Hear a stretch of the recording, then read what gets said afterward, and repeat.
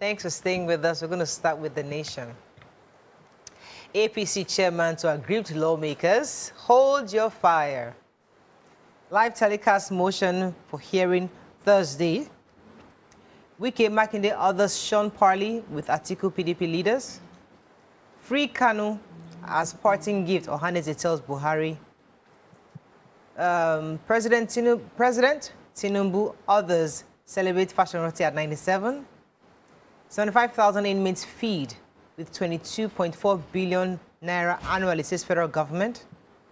Non-oil export proceeds to attract rebate, says CBN. Okay, which story are we starting with? Do I do the major headline? Go ahead. So aggrieved aspirants of the APC, those who are hoping to become Senate President, were responded to by the Chairman National, the APC Chairman Abdullahi Adamu yesterday. He urged them to hold their fire. All of them were angry about the formula being proposed by the party.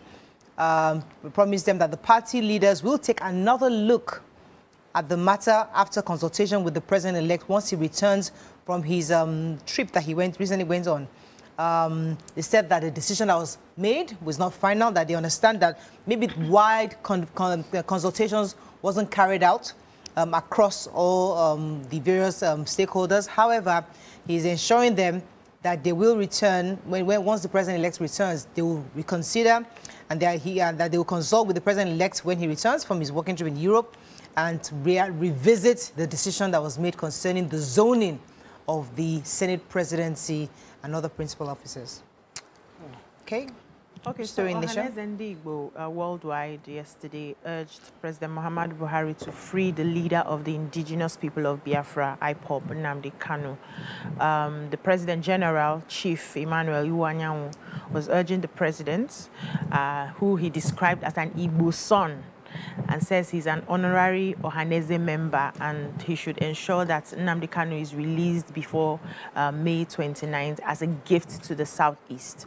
So he said this during, there was an event that happened. I think there was a presentation that happened when he said this. I'm trying to get that presentation. But finally, he was saying that over 60 million Igbos are requesting that Nnamdi Kanu be released. And this is more like an appeal that they should not be afraid that Igbos are seceding. They are not seceding. They have businesses all over the country. Nobody's going anywhere. But they need him to be released. That they have seen everything that President Muhammadu Buhari has done for the Igbo people in the Southeast. That initially when he got into power, they were not happy. But just before he's about to leave, they've seen a lot of improvements in some parts of the Southeast. And so they're excited about it and they're appealing as a son of Igbo land that he is, because he's been given some honorary chieftaincy titles.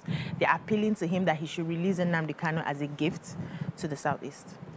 I have the federal government. So yesterday, the permanent secretary in the Ministry of Interior, Shaib Belgore, was explaining that the government plans to spend 22.4 billion naira to feed 75,507 inmates across 24 custodial centers. And he gave us also a breakdown. He says we have 75,507 inmates, 244 custodial centers across the country, and that there's been a steady rise in the population of inmates, so far, and 80% of them are awaiting trial.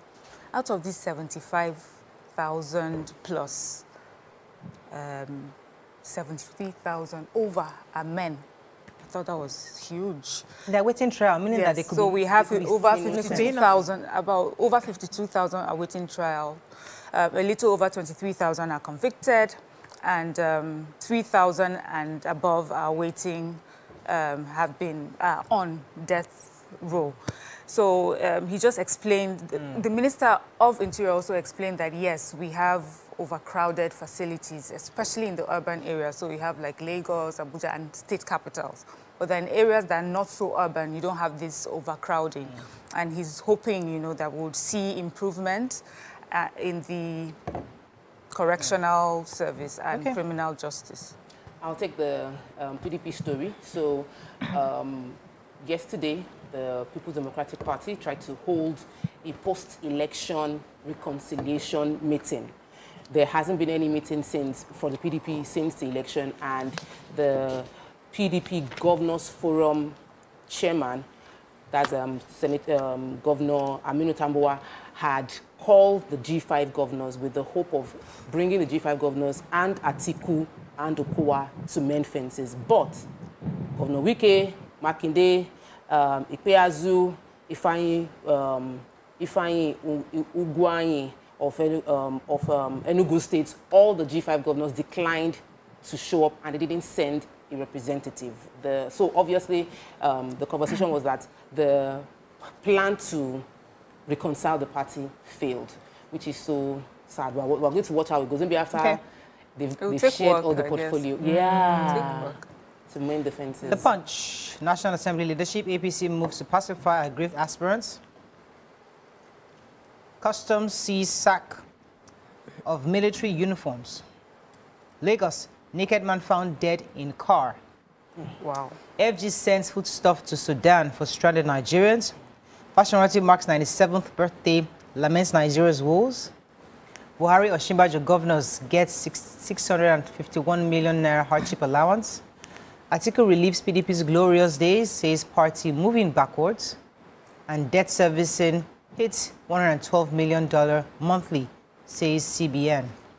Okay, which story are we starting with? The human interest story. Yes, so residents and passengers around Isheri Olowura Road, Ojodu-Bega in Lagos, woke up on Thursday to behold a strange scene in the neighborhood. They said the corpse of a yet-to-be-identified man was seen. Ojodu-Bega right here? Yes, just close to us here. Was found in the car in the neighborhood, and said his head was the victim, the driver's seat, while his body was stretched to the passenger seat. His clothes were littered all over the car, but there was no sign of struggle on his body, so it couldn't have been a fight. Yes, they don't know what happened. Some residents said he's a stranger in the environment, but he looks familiar. They've seen him a few times. They know the face, but he's been taken to the mortuary. The police hasn't responded to questions on what could have happened. So probably investigations. We don't have names yet. We don't have names. Nobody. It's a sad story. Yeah. So I have the picture story. Customs. So Customs is saying the Nigerian Customs Service Federal Operations Unit Zombi Kaduna said it intercepted a sack of military uniforms and others with a duty-paid value of 628 million in 1 month. It says the operatives, while on a stop-and-search operation, intercepted a vehicle that was being driven by a Nigerian. During the operation, they observed like a bag at the back, and when they opened it, they had all sorts of assorted military camouflage shirts, trousers, T-shirts were found, and this person was coming from Niger Republic and said that he was going to deliver it to some person in Katsina State. Anyways, the uniforms were counted to be 22 pairs of foreign tactical military camouflage shirts and trousers, another 25 pieces of military camouflage T-shirts he added. Anyway, they have handed over to Directorate of, that's DSS, for further investigation and prosecution. And so many other things that they have intercepted in the course of this 1 month. Marijuana, opium, with street value of about 31 million naira. What are we looking for, these drug addicts and drug pushers? Anyway, they've been doing a lot of work in this 1 month. Okay, the National Emergency Management Agency have said they've sent foodstuff to Nigerians in Sudan while they are waiting to be airlifted, according to them, to cater for the stranded Nigerians that are waiting airlift in Port Sudan back in that war-torn area. According to them, they didn't want them to be stranded, so they sent them bags of rice, 10 kg, 100 bags of 10 kg rice, 50 bags of beans, 10 cartons of seasoning, 50 cartons of spaghetti, and 5 bags of salt. According to the Director General, NEMA Habib Ahmed, who was saying that was meant to cater for Nigerian citizens while they are waiting to be airlifted. He confirmed, however, that 2,246 Nigerians have successfully been airlifted back to Nigeria, but they are still using only 12 flights. So they're hoping that they can get more partners to get more flights to airlift Nigerians away from that war-torn area. Yeah, so that's pretty much the story. Okay. The story about our president, Muhammadu Buhari, and Osinbajo getting hardship allowance. From the way the Punch carried it, that the NLC is complaining that Nigerians have suffered a lot of hardship, and over the past 8 months, that within the last 8 months period, the president has earned 14.08 million naira as hardship allowance. The hardship allowance is supposed to be 50% of their annual salary. And the vice president, Osinbajo, has earned 12.16 million as hardship. Okay, that's over 8 years, sorry. Over the period of 8 years, they've gotten that as hardship allowance. They also broke down the one for the state governors and their deputy governors. And the national treasurer of the Nigerian Labour Congress, Hakeem Ambali, said that the outgoing regime had inflicted heavy hardship on Nigerians, and that even the 40% increase that they pay rise they've given to federal government workers that will take effect from January isn't enough. It's already eroded by the inflation of the past few years. And so he said many workers have been laid off, listing a lot of the problems. And in his statement, the minister of Labour is saying that we're in a general economic crisis, and that is not, the issues are not peculiar to Nigeria alone. And the fact that workers are demanding for more wages is not a problem that Nigeria is going through alone. But that's the... Okay, let's go on a quick break. When we come back, we continue with our review. Stay with us. We'll be right back. Thanks for staying with us. We're going to move on now to Daily Sun. APC admits mistake in zoning of Senate presidency others. Tinubu INEC to reply article, and it will be over the request for live broadcast of tribunal's proceedings. Imo APC chieftain killed by gunmen. Osinbajo flags up Oguta Lake Orashi River dredging project in Imo with hope of economic boom. Court delivers judgment in federal government suits against ASU on May 30th. It's time for stock taking actually. Atiku tells PDP governors. Court reinstates Ebonyi deputy speaker, 8 others lawmakers. Okay. Which story are we starting with in Daily Sun? The chieftain of the All Progressive Congress, APC, in Imo State, and Oru East Council chairman of the Bola Ahmed Tinubu Shetima presidential campaign, Captain Anthony Enoch, was on Tuesday shot dead by gunmen and his body dumped inside the boot of his car. According to the story, they said he was attacked by gunmen while on his way back from Owerri after attending a party stakeholder meeting at Omoma, the headquarters of Oru East Council.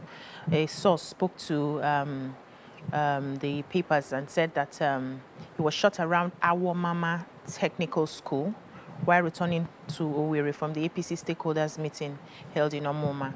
And it seems like it's been, a lot of them have been afraid to go for such meetings because they're always afraid that they will be attacked by hoodlums. And so this is, something that has become like one too many. And after shooting him, they just dumped his dead body in the boot of his vehicle. Okay, another story in Daily Sun. So, just very quickly, ASU, the court, Justice Benedict Kanyib had said that they will deliver the judgment on ASU by May 30th. According to him, the judgment in the suit filed by the federal government dragging ASU to court will be delivered May 30th. People are looking forward to that because this has been going on, and I know Mr. Femi Falana is the lawyer for ASU, and they've been, and he has actually informed the court to file a notice of appeal before the Court of Appeal, and he said that he's contesting the ruling of the court of March 28th, which ruled that the Minister of Labour, that's Chris Ngige, had the power to refer the matter to the National Industrial Court. So this was dragged to the appeal court, and then we're going to be getting the ruling by May 30. Many people are really quite concerned about ASU and the federal government because of this back and forth that's been going on for a while. So hopefully they can get this case on. Okay, which other story? Yeah. The Abuja division of the Federal High Court has reinstated 9 members of the Ebonyi State House of Assembly whose seats were unconstitutionally and illegally declared vacant. The lawmakers were Ngozi Iziolu, Oliver Osi, Odafe, Aleke, Umoke, Chidi, and let me not spoil all the names. Justice Inyangukwo mentioned that the the Speaker of the State Assembly has no constitutional powers to declare any seat vacant, and that these people were elected March 2019. They have a 4-year tenure. INEC is not meant to do any by-elections to refill that position because their mandate is still their mandate, and that every salary owed from last year, which is from February 2022, when that decision was made, should be given back to all of the Deputy Speaker and the 8 other Ebonyi State House of Assembly members. And we're hoping that justice gets served. The court also put a, well, I don't know, it's just a bit weird that we have to go to court to get to know what the right thing to do and what is wrong to do in the first Nobody wants place. to do the right Thank God that we have the courts. Exactly. Vanguard Northern senators threaten revolt over zoning template. Awujale at 89, your epitome of good character and integrity, says Obasanjo, Tinubu, and Abiodun. Presidential poll, court adjourns Atiku's petition till May 18th. Expel suspended members acting APC script, says LP. Particulars of Kogi Bayelsa Imo governor candidates out today. FG votes 2.4 billion naira for Moshood Abiola Stadium High Performance Center. 1 shot dead, others injured as Amotekun traders clash in Ikiti. Angola overtakes Nigeria as top African crude oil producer. Detention, I fear Kanu may die in DSS custody, says Ozekome. And the military onslaught, panic as fleeing terrorists approach Bemingwari. Okay, which story? Let me start. So this one we got when we received the papers online. It's health section. I didn't find it on the front page. But it's saying that there's a growing concern among consumers of fruits and vegetables in Benue State because of the discovery that sellers are using some chemicals to ripen these fruits and vegetables so that they can make quick sales, of course, and make profit. They're using what they believe to be calcium carbide, and I quickly checked it up. It's used in manufacturing industries, for steel manufacturing and metal cutting. That's what it's used for. It's very dangerous to our health. And yet, from fruits and vegetable sellers, some of them are using this to ripen, the fruits. For some people, you would notice that you buy fruits from the market. You get home, it looks ripe, but when you get home, it just does not taste ripe. So that's what's happening. And the All Farmers Association of Nigeria, the chairman says that they've been speaking to the farmers and the sellers and warning them about doing this and that it's illegal. And really, if they understand the impact this has on people, you would think that there would be common sense. Would tell you not to do something like that. But I guess greed plays a major part in markets. So the government needs to keep an eye and also make sure they prosecute anyone that's caught. It's just ignorance sometimes. You just feel like, oh, the help is ripe. You don't even think of the impact of it. You just keep doing it. So Angola, according to the monthly oil market report that is provided by OPEC, it's showing that Angola has surpassed Nigeria as emerged the topmost crude oil producer in Africa. According to this report, Nigeria's, if you recall, we used to be we should produce 1.2 million barrels per day. That was our own record. But according to this report, it has dropped below a million, about 999.999. We've dropped below a million, and because of that, Angola, who's producing about 1.1, have now surpassed Nigeria. I know that when Dangote return starts, hopefully we'll be able to surpass that again. But this is just an interim report by OPEC. Saying Angola has passed us. Their year-on-year output level dropped by 16% in April 2023 from 1.2 to less than 1 million barrels per day. And we'll see how apart from, because we have the theft that's going on in that industry as well. So I wanted to celebrate the president-elect is celebrating the Oba of my side of town, Awujale.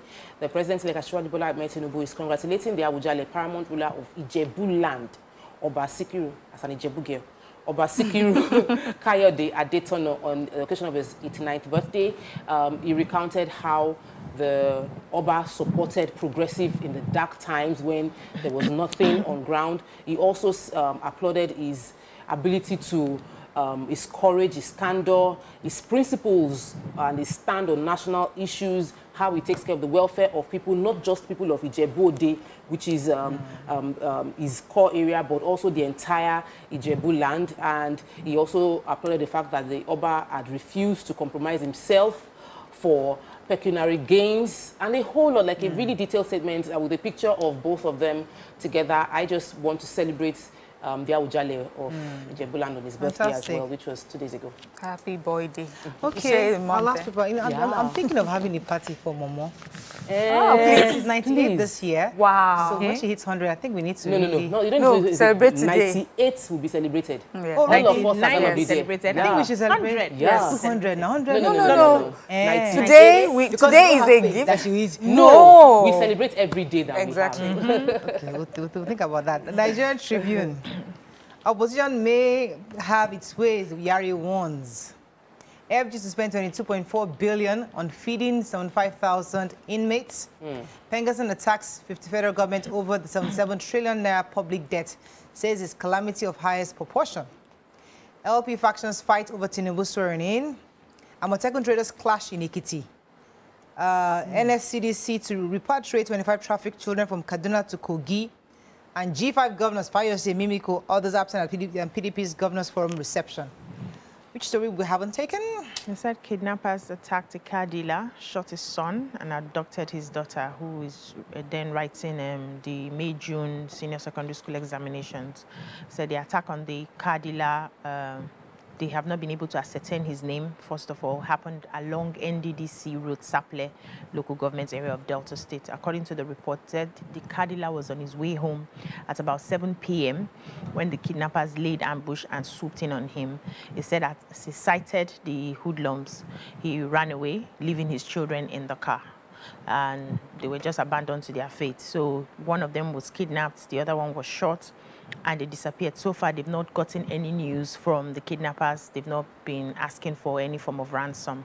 So people are saying that in that area, a lot of kidnapping usually would happen. And so they're asking relevant authorities to come in and probably make more roadblocks with security agencies on the roads there so that they can safeguard the people of Sapele town. The police is yet to respond to what has happened. Okay, so in Kogi, very quickly, the governor was really interested in this case. So 25 children trafficked from Kaduna were actually returned. What happened was that they had seen a 13-year-old boy who was roaming the streets in Kogi State at odd hours, and then the matter was taken to the police command. The CD Hamad Gandhi was given this report. So this young boy was taken to the police, and then they investigated further and then realized that he was trafficked from Kaduna State down to Kogi, and they now led to the arrest of 22 other foster fathers who had brought in about 25 children from Kaduna. And Governor Yahaya Bello had shown high level of interest in the matter and ensured that those kids were taken back home to their families. This is really, really sad. Trafficking is still ongoing, and you're taking children outside without the permission of their families. And you know, that usually happens, but I'm happy that the governor stepped up, and then we're seeing a chain of reaction in terms of people that are getting